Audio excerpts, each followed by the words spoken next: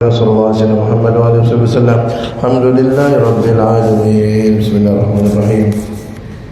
الحمد لله رب العالمين والصلاة والسلام على أشرف الأنبياء والمرسلين سيدنا محمد وآله وصحبه أجمعين. أما بعد، المصنف والشارح رحمهم الله تعالى نفعنا بهما وبعلومهما وبعلوم شيخنا وبعلوم العلماء العاملين في الدارين آمين.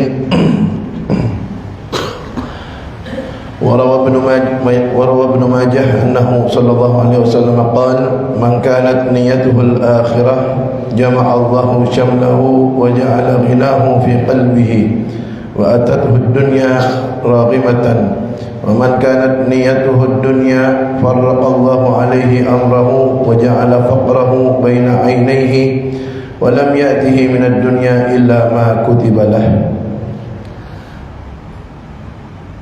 Dari hadis yang diriwayatkan oleh Al-Imam Ibnu Majah bahwasanya Rasulullah SAW bersabda, barang siapa yang niatnya ketika melakukan suatu kebaikan tujuannya akhirat, maka Allah akan mengumpulkan yang berserakan, akan Allah kumpulkan untuknya, dan Allah akan menjadikan sifat kaya atau merasa cukup berada di dalam hatinya. Wa atathu dunya raghimatan, dan dunia akan datang kepadanya banyak. Jadi orang yang melakukan suatu kebaikan niatnya akhirat, niatnya karena Allah, maka Allah akan berikan dua perkara. Satu, hatinya akan diberikan sifat merasa cukup oleh Allah, tidak merasa selalu kurang dan kurang kalau tujuannya akhirat. Dan Allah akan jadikan dunia tunduk kepadanya. Tapi kebalikannya, waman kanat niyatuhu dunya, siapa yang melakukan sesuatu niatnya dunia, farraqallahu alaihi amrahu, maka Allah akan hancurkan, Allah akan pisahkan, Allah akan berantakan segala urusannya. Jadi orang kalau melakukan suatu kebaikan tujuannya bukan akhirat, tujuannya bukan dunia, tujuannya minta puji orang, tujuannya untuk keuntungan dunia, maka urusan dia akan diberantakkan oleh Allah. Wa ja'ala faqrahu baina ainaihi, dan Allah akan jadikan dia fakir, kefakiran itu berada di depan mata dia. Artinya dia akan menjadi orang fakir. Walam ya'tihi minad dunya illa ma kutiba lahu, dan tidak akan datang yang namanya dunia kepada dia kecuali yang memang sudah ditentukan untuk dia, tidak lebih. Jadi artinya orang kalau melakukan suatu kebaikan niatnya akhirat, maka orang tersebut perkaranya akan dipermudah oleh Allah, tidak akan berantakan, dan dunia akan tunduk kepada dia. Tapi sebaliknya, orang yang melakukan perbuatan niatnya dunia bukan akhirat, bukan karena Allah, urusannya akan berantakan, dan dia tidak akan dapat apa-apa dari dunia. Urusannya akan berantakan, tidak genah, dan yang dapat dia dari dunia itu hanya yang memang untuk jatah dia, tidak ada lebih. Makanya disitulah pentingnya niat baik. Makanya Nabi Muhammad SAW banyak sekali hadis tentang niat. Di antaranya Nabi Muhammad SAW bersabda, innamal a'malu binniyat. Al-hadis, sesungguhnya amal-amal itu tergantung niat. Di dalam kitab Ta'limul Muta'allim itu disebutkan ada orang yang amalannya dunia kayaknya, tapi nilainya akhirat. Ada orang yang amalannya kayaknya akhirat, tapi nilainya dunia. Apa contohnya? Amalan orang kayaknya dunia, tapi nilainya akhirat. Seperti nih bapak-bapak atau ibu-ibu yang mencari rezeki. Kayaknya kan mencari dunia tuh, cari duit. Tapi sebelum dia pergi, dia niat dalam hatinya, saya mencari duit atau mengais rezeki untuk menafkahi orang-orang yang menjadi tanggung jawab saya. Saya mencari duit atau bekerja agar nanti rezeki saya bisa saya sisihkan untuk bisa membentuk masjid, untuk bisa membentuk madrasah, pesantren, panti asuhan, orang-orang yang tidak mampu, untuk membantu perjuangan Islam. Maka perbuatan dia yang kayaknya dunia, nilainya akhirat. Jadi bapak-bapak atau ibu-ibu yang bekerja, yang berdagang misalnya, niatnya jangan lupa. Maka selama bekerja misalnya 8 jam, selama itu juga malaikat mencatat pahala. Karena apa? Karena niat yang baik. Makanya kalau pergi kerja itu jangan lupa niat yang baik. Ketika mau keluar dari rumah, pasang niat, saya niat bekerja untuk cari nafkah untuk anak istri saya, pahala. Saya bekerja mencari nafkah, kalau ada nanti rezeki saya lebih, saya mau sedekahkan, pahala. Saya mencari nafkah keluar dari rumah ini untuk agar anak-anak saya bisa sekolah, bisa belajar ilmu agama, bisa memberikan nanti hadiah untuk guru ngaji anak saya, pahala. Pahala. Dan terakhir, jangan lupa, dan seperti niat orang-orang soleh. Jadi niat orang soleh lebih banyak dari kita. Jadi niat kita nanti lebih banyak. Kenapa? Kita gabungkan dengan niat orang soleh. Begitu juga sebaliknya, di dalam kitab Ta'limul Muta'allim disebutkan ada orang yang kayaknya amalannya akhirat, sedekah, sholat, umroh dan lain sebagainya, tapi niatnya bukan karena Allah. Dia sholat agar dipuji sama orang. Walaupun kalau syarat dan rukunnya betul, ya sholatnya sah. Kalau sholat 5 waktu ya kewajibannya gugur, tidak dosa. Cuman urusan pahala ya tidak ada. Kenapa? Karena dia tujuannya tidak puji sama orang. Sedekah tujuannya agar dibilang orang dermawan, agar dipuji sama orang. Maka sedekahnya tidak dapat apa, umroh agar dibilang orang ahli ibadah, tidak dapat apa-apa. Makanya perbaiki niat masing-masing. Tapi kita jangan nilai orang. Tak boleh kalau nilai orang. Itu tuh beb, dia tuh beb, yang itu tuh. Itu tuh kalau sedekah tuh minta puji sama orang tuh, bang. Emang kita tahu hati dia.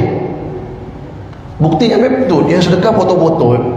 Habis foto-foto disebar sama dia. Itu kan minta puji. Emang kita tahu hatinya dia? Enggak, kita enggak tahu. Mungkin dia sedekah ingin motivasi orang lain. Ya, disebutkan di dalam kitab Al-Fawaidul Mukhtar itu disebutkan sedekahnya orang miskin sama orang kaya itu beda.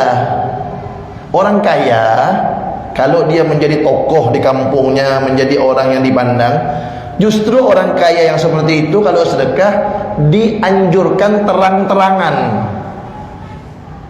Kenapa? Untuk motivasi sama yang lain. Gitu cara bersedekah. Tinggal yang kaya itu jaga hati. Jaga hati, jangan minta puji, tujuannya karena Allah. Orang kaya harus begitu kalau sedekah. Apalagi kalau dia orang terpandang di kampungnya, sedekah yang banyak, biar orang tahu. Kenapa? Tujuannya untuk motivasi orang, bukan untuk sok-sokan, bukan untuk sombong-sombongan. Begitu. Nah, kalau orang dia bukan panutan, dia bukan orang terpandang, biasa-biasa saja di kampungnya, lebih baik sedekahnya diam-diam. Nah, begitu cara sedekah yang benar. Makanya kita diajarkan untuk jaga hati. Jangan suudzon, jangan prasangka buruk sama orang. Ada orang sedekah terang-terangan, katakan pada diri kita, mungkin dia ingin mengajak orang lain agar ikut sedekah. Nah, seperti contoh nih, bangun masjid, tak ada yang mau mulai. Misalnya, tak terbangun-bangun masjid, tahu-tahu ada orang kaya bilang, dah, saya semen 1000 sak. Kan bagus tuh. Urusan ikhlas dan ikhlas antara dia sama Allah. Nah, mungkin niat dia untuk mengajak yang lain, akhirnya yang lain ikut. Nah, jadi ada perbuatan akhirat, nilainya dunia. Tidak ada apa-apa dari Allah. Kenapa? Karena niat yang salah. Nah, itu untuk pribadi masing-masing diri kita. Jangan untuk kita nilai orang lain. Tidak boleh. Nah, Orang lain tu ada yang celahnya, ada yang salahnya orang tu. Tak ada orang tu baik di mata dia. Semua salah. Orang sedekah dibilang sombong, orang tak sedekah dibilang masin. Orang tak solat diomongkan, orang solat ke masjid pun buat burak ya tu sok-sok alim. Semua orang salah di mata dia. Nah, orang yang punya sifat macam itu tu hidup tak ada bahagia. Tak ada bahagianya. Kenapa? Hatinya penuh dengan iri dengki. Semua orang tak baik. Makanya kedengkian itu dapat menghilangkan kebahagiaan. Maka hilangkan kedengkian jika ingin dapat kebahagiaan. Ya. Jangan suka dengki sama orang. Jangan suka nyinggung-nyinggung orang, jangan suka nyakitkan hati orang, jangan. Ya, dulu Nabi Muhammad SAW itu pernah diberi orang satu mangkuk buah. Biasanya Nabi Muhammad itu kalau dikasih orang hadiah, beliau bagi-bagi sama sahabatnya. Tapi pada saat itu Nabi Muhammad dikasih buah satu mangkuk sama sahabat. Itu buah dimakan sama beliau di depan sahabat yang memberi itu. Dimakan 1, 2 sampai habis. Kita kalau kita ngasih hadiah kepada seorang ulama, orang alim yang soleh, hadiah kita dimakan sampai habis di depan kita, kan senang kita. Kenapa? Hadiah kita dihargai, dimakan sampai habis. Apalagi ini Nabi Muhammad yang makan, kekasihnya Allah, makhluk paling mulia, dimakan sama Nabi Muhammad sampai habis. Setelah habis, senang nih orang, bahagia dia, hadiahnya dimakan Nabi Muhammad. Pulang dalam keadaan senang bahagia. Setelah dia pulang, sahabat-sahabat tanya sama Nabi, wahai Rasulullah, mohon maaf, biasanya engkau ini kalau dapat hadiah bagi-bagi sama kami nih, bagi-bagi sama kita, kenapa engkau makan sendiri, engkau habiskan? Apa kata Nabi Muhammad? Apakah kalian tahu tadi itu buah yang diberikan kepada saya rasanya asam kecut sekali, makanya saya tidak bagikan kepada kalian. Kalau saya bagikan kepada kalian, saya khawatir kalian tidak mampu menahan rasa asam kecutnya, muka kalian berubah, akan menyinggung perasaan dia. Makanya saya makan sendiri biar dia tidak tersinggung. Coba lihat, Nabi Muhammad hanya ingin menjaga perasaan orang, tidak mau nyinggung orang. Itu buah yang masam, beliau makan, habiskan satu mangkok tanpa berubah muka beliau, saking ingin orang itu tidak tersinggung. Kalau kira-kira kita mau cobalah ya, jeruk nipis ke, potong sedot sambil senyum. Begitu Nabi Muhammad, tidak mau perilaku perbuatan beliau tu nyinggung orang, nyakitkan hati orang ya. Ini tak ada, sikit-sikit update status nyinggung orang. Zaman medsos sekarang, buat status WA nyinggung orang, buat status Facebook nyinggung orang. Macam tak ada kerjaan lain ke apa? Ya, cubalah kirim share video pengajian, tulis ayat Allah artinya, hadis Nabi terjemahannya, nasihat-nasihat itu kan manfaat. Itu bisa jadi amal jariah untuk kita. Ketika kita meng-share, membagikan video-video atau kata-kata yang baik, diamalkan sama orang, itu jadi amal jariah untuk kita. Nah, sekarang kalau kita kirim macam itu, baru ditengok, udah dilihat belum ya status saya? Oh, itu udah senang. Apa manfaatnya? Yang ada dosa, yakitkan hati orang, tidak ada manfaatnya. Nah, makanya tuh tujuan dunia walaupun amalnya akhirat, maka nilainya tetap dunia. Jadi tergantung niat semuanya. Makanya ingat, ada namanya perbuatan mubah ya. Banyak sering saya ingatkan, ada namanya perbuatan mubah. Ini sebelum kita terlambat. Perbuatan mubah itu kalau wajib kan dikerjakan berpahala, ditinggalkan dosa. Kalau haram dikerjakan dosa, ditinggalkan pahala. Kalau sunnah dikerjakan pahala, ditinggalkan tidak apa-apa. Kalau makruh dikerjakan tidak apa-apa, ditinggalkan malah berpahala. Dikerjakan cuma Allah tidak suka, tapi ditinggalkan berpahala. Mubah, ini mubah, dikerjakan boleh, tak dikerjakan boleh. Ini banyak nih. Ini yang paling banyak waktu kita nih, mubah nih. Tidur, makan, minum, mandi, maaf buang air. Ini kan mubah semuanya. Tidur boleh, tak tidur boleh. Makan boleh, tak makan boleh. Mandi boleh, tak mandi boleh. Coba kita hitung-hitung, satu hari kita tidur berapa waktu tuh? 8 jam mungkin minimal. Tidur malam, tidur siang, belum makan. Kan makan 3 kali sehari. Minimal makan itu setengah jam. Kali 3, 1,5 jam. Itu yang wajib. Belum ngopi, belum bakwan kroket, lain cerita. Ya kan? Tuh, makan mungkin 2 jam, 3 jam kita makan. Belum lagi kita mandi. Mandi minimal sehari 2 kali. Berapa lama kita kamar mandi itu? 1 jam, 2 jam mungkin. Itu kalau semua tidak diniatkan yang baik, nanti kita menangis di akhirat. Makanya saya ingatkan lagi, sebelum tidur, sebelum tidur pagi, tidur siang ke tidur malam ke, jangan lupa niat. Ya. Jadi kalau tidur tuh baca ayat kursi dulu. Habis itu baca Al-Ikhlas, Al-Falaq, An-Nas sekali-sekali dulu. Habis itu tiup tangan, usukkan. Ya. Jadi baca ayat kursi sebelum tidur. Habis itu baca Al-Ikhlas, Al-Falaq, An-Nas, tiup. Habis itu baca lagi Al-Falaq, Al-Ikhlas, Al-Falaq, An-Nas, tiup. Habis itu baca Al-Ikhlas, Al-Falaq, An-Nas, tiup 3 kali. Udah tiup, usapkan seluruh badannya, udah. Baca Subhanallah 33, Alhamdulillah 33, Allahu Akbar 34. Udah. Habis itu baca Bismillahirrahmanirrahim 21 kali. Bismillahirrahmanirrahim, Bismillahirrahmanirrahim, Bismillahirrahmanirrahim, Bismillahirrahmanirrahim 21 kali. Selesai baca Qul ya ayyuhal kafirun. Dah, selesai Qul ya ayyuhal kafirun, baru baca doa tidur. Bismikallahumma ahya wa amut. Selesai doa tidur, ini terakhir, niat dalam hati. Saya niat tidur agar besok kuat untuk ibadah. Ibadah kan macam-macam. Tahajud ibadah, qabliyah subuh ibadah, solat subuh ibadah, baca wirid ibadah, ngaji Quran ibadah, cari nafkah ibadah. Ibadah itu kan banyak. Jadi saya niat tidur agar kuat untuk ibadah dan seperti niat orang-orang soleh. Itu jangan lupa tuh. Dan seperti niat orang-orang soleh. Kenapa? Karena niat mereka lebih banyak dari kita. Jadi kita ikutkan niat kita kepada mereka. Baru tidur. Selama kita tidur, berapa jam kita tidur malam itu? 6 jam misalnya. Selama itu malaikat nyatat pahala. Bangun tidur 6 jam, pahala kita dicatat malaikat. Ya. Siang tidur begitu juga. Mandi niat. Jangan nawaitul ghusl rafil hadatsil akbar ya. Niat mandi besar ya. Terus mandi tiap hari itu niat. Mandi ketika air kena ke badan, niat. Saya niat mandi dalam hati. Saya niat mandi agar kuat untuk ibadah, agar badan saya segar untuk ibadah, agar badan saya bersih untuk ibadah. Dan seperti niat orang-orang soleh, kita mandi 15 menit, 20 menit, pahala mandi. Makan, habis baca doa Bismillahirrahmanirrahim, Allahumma barik lana fima razaqtana qina adzabannar. Udah niat dalam hati, saya niat makan agar kuat untuk. Anak-anak itu diajarkan.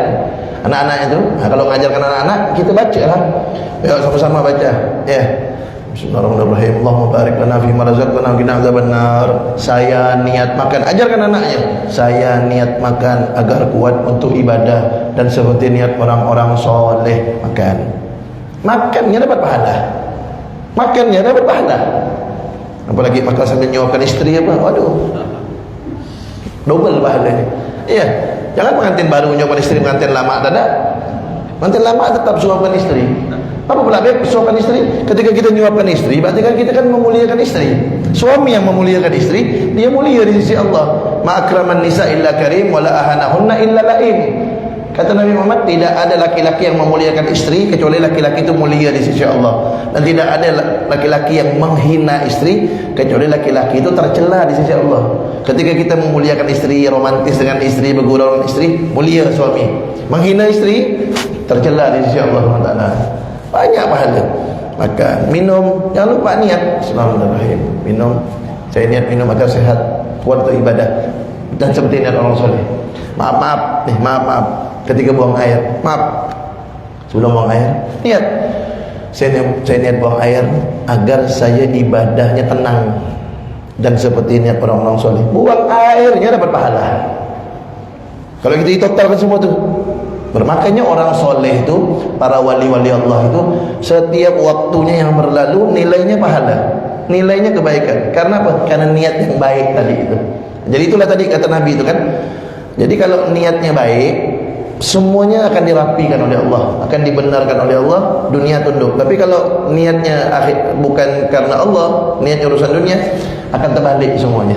Makanya jangan hanya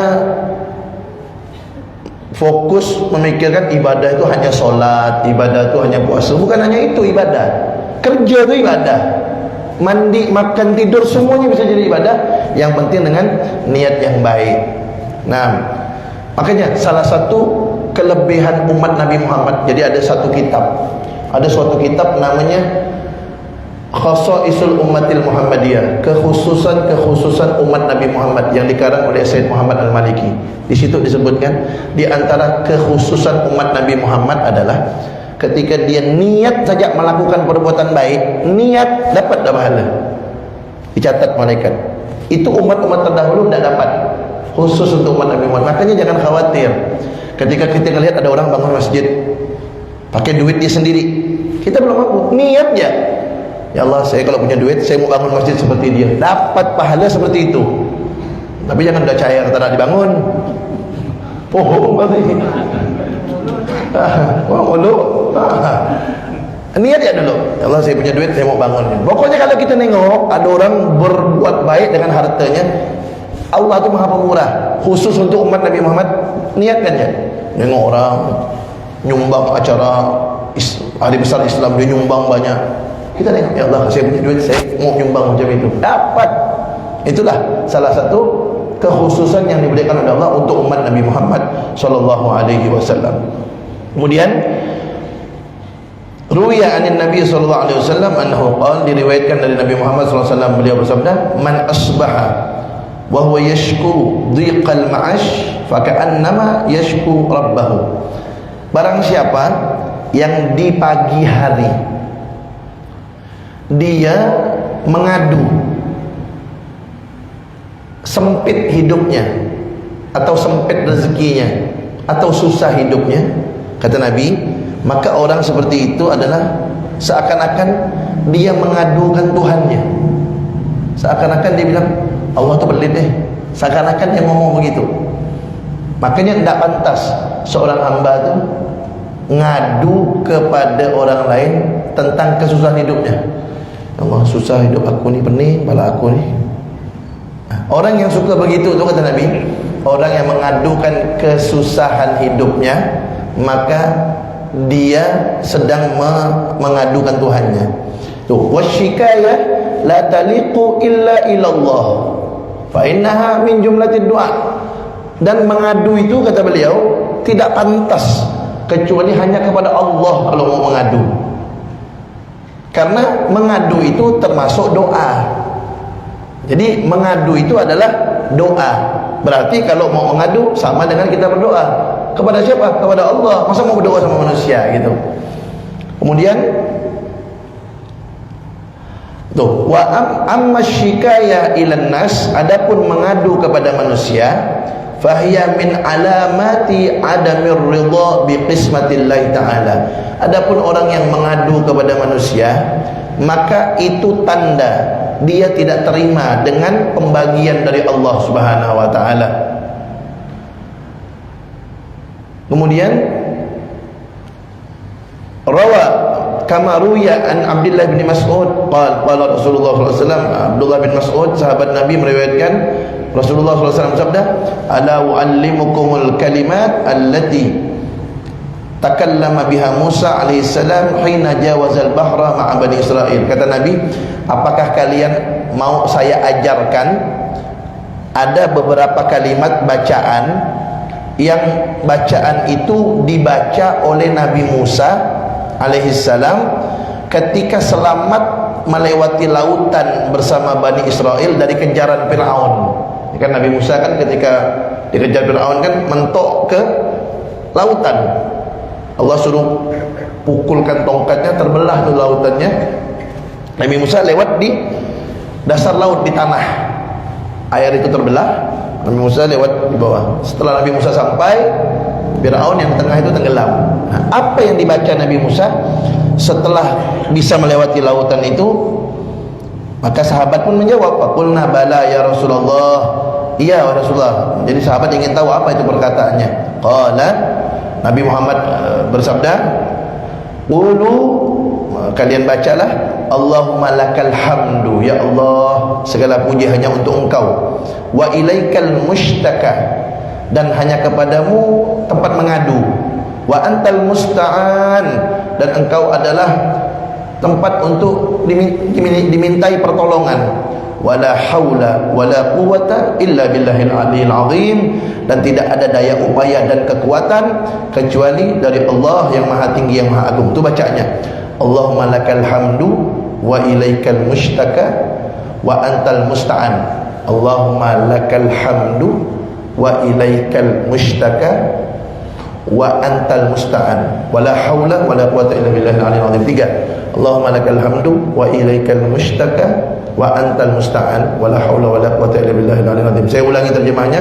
Allahumma lakal hamdu, ya Allah segala puji untukmu, wa ilaikal mushtaka, hanya kepadamu kami mengadu, wa antal musta'an, dan engkaulah tempat untuk meminta tolong, wala haula wala quwata illa billahil aliyil azim, dan tidak ada daya upaya dan kekuatan kecuali dari Allah yang maha tinggi yang maha agung. Yang mau mengamalkan bacaan ini bagus doanya Nabi Musa. Kalau mau tahu nanti tengok di Facebook saya atau di YouTube saya tu, ulangi ya, boleh dicatat nanti. Kemudian itu doanya Nabi Musa. Kemudian apa kata Nabi lanjutan hadisnya? Wa man asbaha li umurid dunya hazinan, dan barang siapa yang pagi-pagi sedih karena urusan dunia. Sedih karena urusannya. Ini banyak terjadi nih sama orang Islam nih. Ini hati-hati. Barang siapa yang pagi-pagi sedih karena urusan dunia, faqad asbaha sakhitan 'ala Allah, maka dia itu sedang tidak terima, murka dengan ketentuan Allah Subhanahu wa taala. Bahaya tuh. Orang yang pagi-pagi sedih karena urusan dunia. Bangun dia tak solat subuh tak sedih dia. Dia tak solat tahajud tak ada sedih. Duit tak ada. Sedih luar biasa. Padahal tadi dia tak ada tahajud nih. Padahal kata Nabi, orang kalau bangun pagi udah subuh enggak tahajud, itu telinganya kena kencing setan.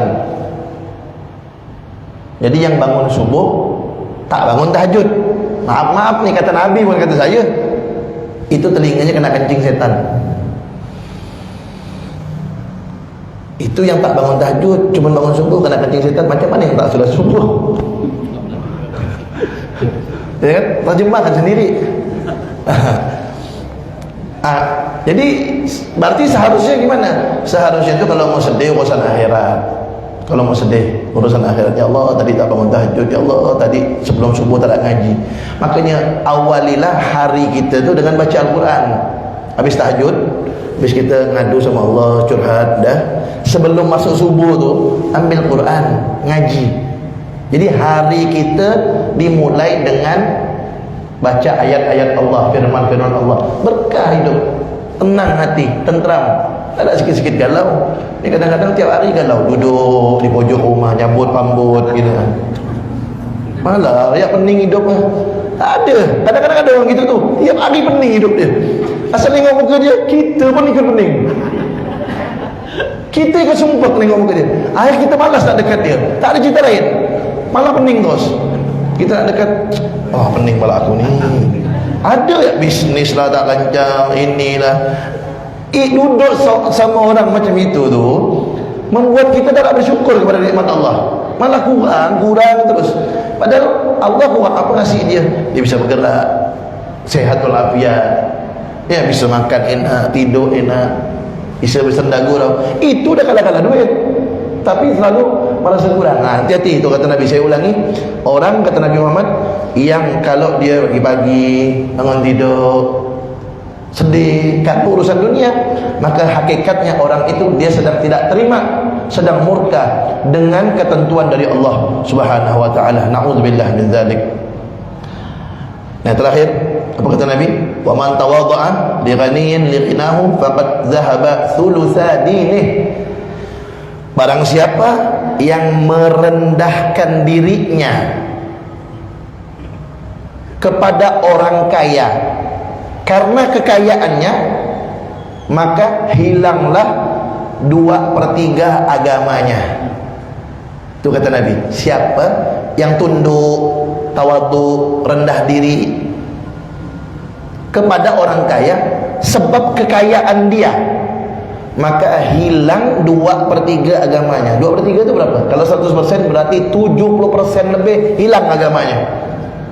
Berarti tidak boleh tunduk sama orang kaya karena kekayaannya, tidak boleh. Kalau tunduk atau tawaduk, rendah hati, rendah diri, tidak sombong di hadapan orang kaya karena kesolehannya bagus.